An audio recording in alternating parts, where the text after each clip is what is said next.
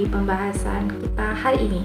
Nah, hari ini saya akan membedah salah satu elemen paling penting dalam manajemen sumber daya manusia global, yaitu tentang rekrutmen dan seleksi internasional. Mengapa sih rekrutmen dan seleksi internasional ini sangat penting? Nah, di era pasar global yang sangat dinamis ini, perusahaan multinasional beroperasi melintasi batas negara. Mereka tidak lagi hanya bersaing di tingkat lokal, tetapi menghadapi persaingan ketat dari berbagai penjuru dunia. Dalam konteks ini, kita akan mengenal apa sih itu Global Talent Mobility. Nah, Global Talent Mobility ini yaitu pergerakan strategis karyawan lintas negara untuk mengisi posisi-posisi yang krusial. Mobilitas talenta ini sangat penting karena kebutuhan akan perspektif lintas budaya dan keahlian multidisiplin semakin krusial di era globalisasi. Pada akhirnya, penempatan staf yang strategis menjadi pembeda utama antara perusahaan yang unggul dan yang tertinggal. Oke, kemudian praktik rekrutmen skala global tidak bisa hanya mengandalkan insting saja, tetapi adanya fondasi strategi yang kuat dibangun atas tinjauan literatur sistematis. Nah, studi ini secara spesifik mengidentifikasi metode rekrutmen dan seleksi yang efektif pada perusahaan multinasional melalui kajian literatur yang komprehensif. Mengapa sih pendekatan akademik ini penting?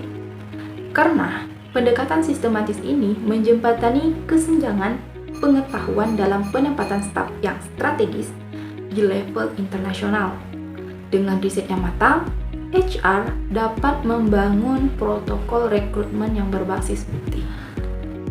Nah, kita masuk langsung ke era digitalisasi dalam rekrutmen. Adopsi teknologi terkini membuka akses kumpulan talenta global yang lebih luas, cepat, dan lebih efisien.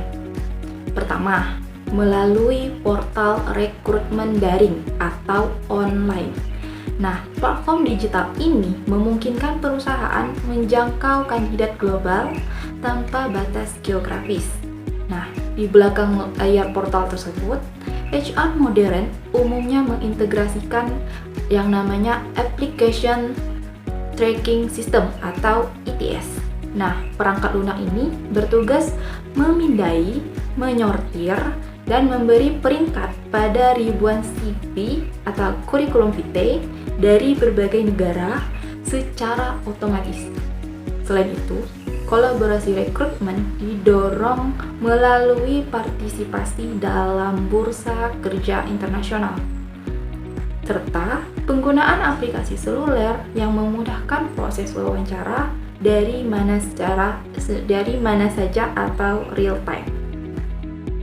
Di saat kita berbicara mengenai skala global, nah kita itu harus mempertimbangkan yang namanya ekspatriat. Nah, ekspatriat ini memainkan peran yang sangat penting nih, atau yang sangat krusial dalam ekosistem rekrutmen internasional.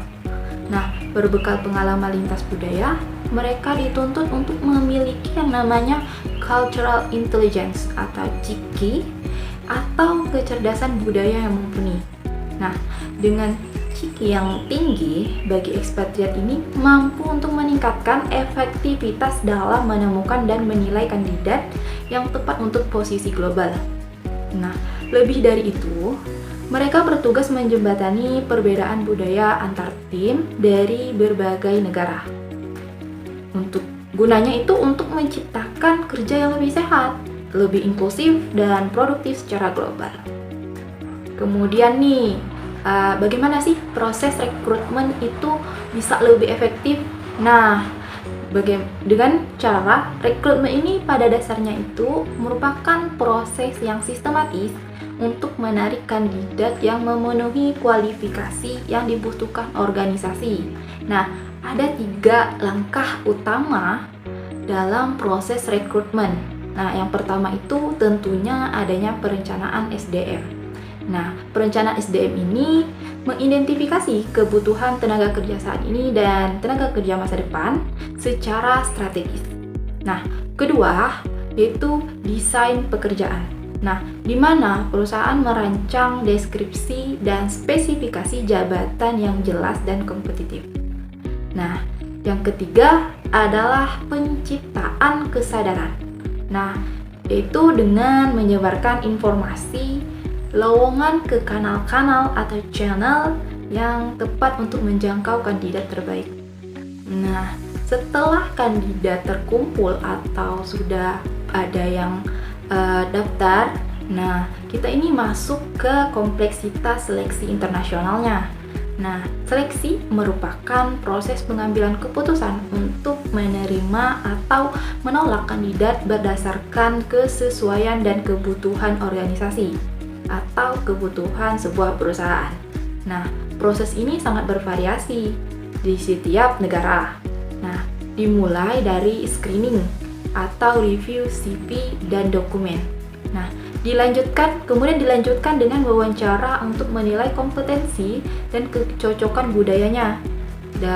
Kemudian ada tahap yang sangat krusial, yaitu adalah tahap asesmen. Nah, tahap asesmen ini contohnya seperti tes tertulis dan psikotes. Dalam fase ini, instrumen tes harus memiliki predictive validity atau validitas prediktif. Dalam fase ini benar-benar untuk memprediksi kinerja kandidat di masa depan sebelum akhirnya bermuara pada keputusan tawaran kerja. Lanjut, ayo kita lihat bagaimana sih implementasinya melalui sebuah studi kasus perusahaan multinasional di Indonesia. Nah, contoh yang pertama yaitu kita mengambil studi kasus di Unilever. Nah, mereka ini menekankan tahapan rekrutmen yang struktur dengan orientasi pada pembangunan berkelanjutan berstandar internasional. Nah, kemudian contoh yang kedua yaitu kita mengambil studi kasus dari Astra International, yaitu mereka menjalankan proses rekrutmen umum dan program magang internasional atau ATP dengan tahapan aplikasi, wawancara, dan seleksi akhir yang ketat. Nah, dan yang ketiga yaitu studi kasus dari PT Mayora. Ya, mereka ini proses seleksinya ini sangat komprehensif, meliputi adanya tes tertulis, kemudian psikotes, kemudian ada wawancara, hingga pemeriksaan kesehatan secara menyeluruh. Bagaimana sih perusahaan ini merumuskan strategi yang tepat untuk perusahaan multinasional? Nah, keberhasilan rekrutmen dan seleksi internasional bergantung pada pendekatan yang struktur dan kontekstual. Pendekatan inilah yang melahirkan konsep yang namanya globalization in HR. Nah, globalization menuntut HR untuk menyeimbangkan dua hal. Yang pertama, strategi terstruktur, yaitu dengan menentukan proses rekrutmen dan seleksi yang jelas, terukur dan konsisten di seluruh cabang global. Nah, kemudian yang kedua yaitu ada adaptasi budaya. Nah, adaptasi budaya ini meliputi ada budaya lokal. Nah, mereka ini wajib untuk memperhatikan norma budaya dan ketentuan hukum ketenaga kerjaan di setiap negara tuan rumah. Harmonisasi keduanya ini akan menghasilkan tim yang lebih kohesif dan kinerja bisnis yang lebih kuat. Perlu ditekankan ya bahwa proses rekrutmen dan seleksi yang efektif ini bukan hanya sekadar fungsi HR saja, melainkan investasi strategis yang berdampak langsung pada hasil bisnis dan kinerja finansial. Nah, data menunjukkan bahwa karyawan yang dipilih dengan tepat cenderung berkontribusi 3 kali lipat lebih besar dibandingkan rekrutmen yang tidak terencana, sehingga mendorong produktivitas lebih tinggi. Di sisi lain, seleksi berbasis kompetensi dan kesesuaian budaya mampu menghasilkan pengurangan turnover sebesar 50%. Nah, dengan adanya pengurangan turnover ini bisa mengurangi pergantian karyawan yang mahal. Nah, pada akhirnya, mencocokkan talenta secara tepat akan meningkatkan yang namanya return on investment atau ROI dan profitabilitas secara signifikan. Oke, mengenai adanya tantangan dan solusi EOR. Nah, di setiap negara tentunya mempunyai hambatan. Nah, apa sih tantangan dan hambatan dalam rekrutmen internasional yang harus diantisipasi? Nah, yang pertama itu yaitu tantangan perbedaan budaya dan bahasanya. Nah, hambatan komunikasi ini dapat mempersulit penilaian kandidat secara objektif dan adil. Kemudian ada tantangan yang kedua, yaitu tantangan regulasi ketenaga kerjaan. Di setiap negara memiliki undang-undang tenaga kerja yang berbeda-beda, mulai dari visa kerja hingga syarat kontrak. Nah, untuk menyiasati birokrasi legal yang rumit di berbagai negara ini, banyak perusahaan modern yang kini memanfaatkan jasa Employer of Record atau EOR. Pihak ketiga ini yang mempekerjakan karyawan secara sah di negara tuan rumah atas perusahaan Anda. Tantangan ketiga yang sangat krusial yaitu biaya dan logistik ekspatriat. Nah, mengingat penempatan mereka ini memerlukan biaya yang sangat besar atau biaya relokasi dan adaptasi yang signifikan. Nah, untuk memitigasi berbagai tantangan tersebut, kita beralih ke pendekatan modern dalam seleksi. Nah, inovasi pertama adalah assessment center. Nah, assessment center ini merupakan bagaimana cara menggunakan simulasi kerja nyata untuk mengukur kompetensi kandidat secara komprehensif dalam situasi yang relevan. Kemudian ada inovasi yang kedua, yaitu wawancara berbasis kompetensi yang bertujuan menggali perilaku nyata kandidat di masa lalu sebagai prediktor kinerja di masa depan. Dan inovasi yang ketiga, ya ini yang sedang naik daun nih. Nah, yaitu contohnya gamification. Nah, seleksi ini merupakan metode yang menggunakan elemen permainan yang untuk meningkatkan engagement kandidat dan mengukur kemampuan kognitif secara inovatif. Nah, tadi kan kita sudah mengetahui nih apa saja sih alur-alur proses rekrutmen dan seleksi itu. Nah, setelah kita paham bahwa kita ini harus masuk ke dalam dapur pacu keputusan HR-nya. Nah, yaitu sains seleksinya. Nah, pada ini kita akan menyinggung adanya predictive validity atau prediktif validitas. Nah, tapi mari kita lebih bedah lebih dalam lagi mengapa ini adalah cawan sucinya bagi HR global. Nah, dalam konteks internasional, kita itu tidak bisa hanya mengandalkan wawancara tatap muka yang seringkali bias. Nah, kita juga memerlukan instrumen yang namanya instrumen psikometri yang telah divalidasi secara lintas budaya. Mengapa demikian? Karena apa yang sering dianggap sebagai sifat kepemimpinan di Amerika Serikat ini mungkin terlihat seperti keangkuhan di Asia Timur. Oleh karena itu, perusahaan multinasional kini beralih ke cognitive ability test dan personality assessment yang telah disesuaikan secara linguistik dan kultural. Nah, validitas prediktif ini memastikan bahwa skor yang didapat kandidat dalam tes benar-benar berkorelasi dengan kinerjanya di lapangan nanti. Kalau kita bicara tentang meminimalkan false positif, yaitu mereka yang merekrut orang yang terlihat hebat di kertas namun gagal saat ditempatkan di pasar luar negeri yang keras. Nah, HR ini harus mampu menganalisis koefisien validitas dari setiap alat tes yang digunakan. Nah, jika kita menggunakan instrumen yang salah, biaya rekrutmen itu gagal, bukan hanya gaji 1 tahun, tapi hancurnya reputasi merek di negara tersebut. Setelah kita melewati tahap di mana digitalisasi hanya sekadar memindahkan formulir kertas ke PDF, nah kini kita berada di era people analytics. Nah, dalam skala global, data merupakan komoditas yang paling berharga. Dengan mengintegrasikan ATS dengan algoritma atau biasanya disebut dengan machine learning, perusahaan tidak hanya pasif menunggu pelamar, tetapi aktif melakukan predictive sourcing. Nah, apa sih artinya ini bagi strategi global? Nah, HR kini bisa memprediksi di negara mana pasokan talenta untuk spesialisasi tertentu, misalnya data science, atau renewable energy engineer. Akan melimpah dalam 5 tahun ke depan. Kita nih tidak hanya merekrut untuk mengisi posisi yang kosong pada kali ini, tetapi kita merancang yang namanya talent pineapple. Berdasarkan tren demografi global.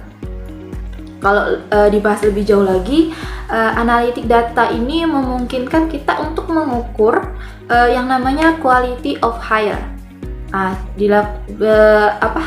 Perancangan atau pengukuran dari quality of hire ini dilakukan secara real time. Kita bisa membandingkan kinerja rekrutan dari berbagai sumber, terutama bagaimana apakah kandidat dari bursa kerja internasional ini, contohnya di London ini lebih bertahan lama dibanding hasil rekrutmen lewat agensi di Singapura. Dengan data ini, anggaran rekrutmen yang bernilai jutaan dolar dapat dialokasikan dengan akurasi bedah, memastikan setiap pergerakan dalam global talent mobility memberikan dampak yang maksimal pada laba bersih perusahaan. OR dan kepatuhan global. Ini membahas tentang realitas lapangan yang sering menjadi mimpi buruk bagi HR. Birokrasi dan legalitasnya. Contohnya ini birokrasi dan legalitasnya. Ketika sebuah perusahaan multinasional ingin berekspansi ke pasar baru, misalnya dari Jerman ke Indonesia nih. Tantangan tentunya mempunyai tantangan yang besar. Tantangan ini bukan hanya menemukan orang, tapi bagaimana mempekerjakan mereka secara sah tanpa harus menunggu berbulan-bulan untuk mendirikan entitas hukum lokal. Pada saat ini mereka ini memanfaatkan yang namanya Employee of Record atau EOR. EOR ini bukan sekadar agent outsourcing saja. Mereka adalah mitra strategis yang memikul risiko legal dan administratifnya. Dengan EOR, perusahaan bisa mempekerjakan talenta terbaik di negara dimanapun hanya dalam hitungan hari. Mereka yang mengurus pajak, asuransi kesehatan, dan kepatuhan terhadap undang-undang ketenagakerjaan lokal yang seringkali berubah-ubah. Namun, strategi ini menuntut HR untuk memiliki kemampuan yang namanya diplomasi korporat. Kita ini harus menyeimbangkan kebijakan global perusahaan dengan sensitivitas lokal. Inilah yang dinamakan dengan esensi dari globalization HR.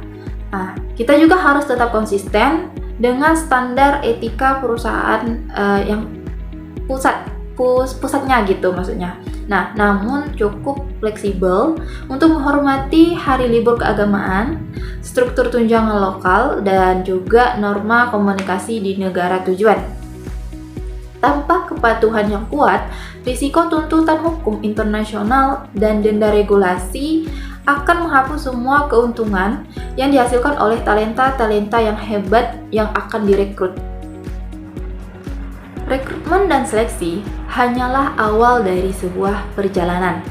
Kesalahan fatal banyak perusahaan multinasional adalah menganggap tugas HR ini sebagai kontrak yang hanya ditandatangani saja. Disinilah perlu kita bahas bahwa onboarding global dan akulturasi strategis ini sangatlah krusial, karena tanpa adanya onboardingnya tepat, efektivitas seleksi yang kita lakukan dengan susah payah ini akan sangat sia-sia jika karyawan baru tersebut mengundurkan diri dalam 6 bulan. Pertama, karena gagal beradaptasi. Nah, dalam konteks global talent mobility, onboarding ini bukan sekedar pengenalan kantor, melainkan proses transfer nilai perusahaan yang diselaraskan dengan budaya lokal. Nah, kita perlu menggunakan pendekatan local onboarding. Secara global, karyawan baru harus memahami ini apa sih visi dan standar etika perusahaan pusat. Namun, secara lokalnya ini mereka itu harus dibantu untuk menavigasikan dinamika kerja di negara tujuan. Kita juga harus mengenal dengan konsepnya yang namanya socialization tactics. Nah, bagi seorang ekspatriat atau talenta lokal di perusahaan asing, mereka harus melewati fase anticipatory socialization, sehingga metamorfosis HR ini bisa memfasilitasi dengan menyediakan mentor lintas budaya. Nah, kemudian ada yang namanya program buddy system internasional, di mana karyawan baru dipasangkan dengan rekan senior dari negara yang berbeda.